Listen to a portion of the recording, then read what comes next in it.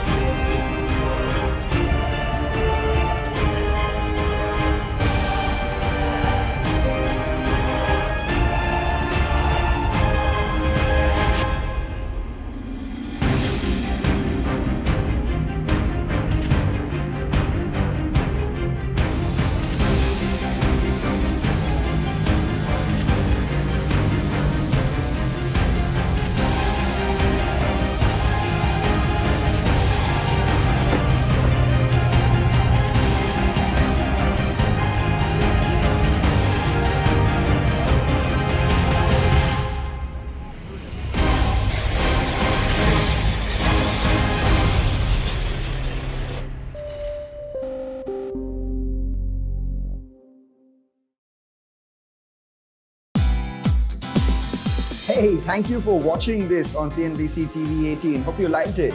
For more such interesting news and updates, follow CNBC TV18 on all the social media platforms.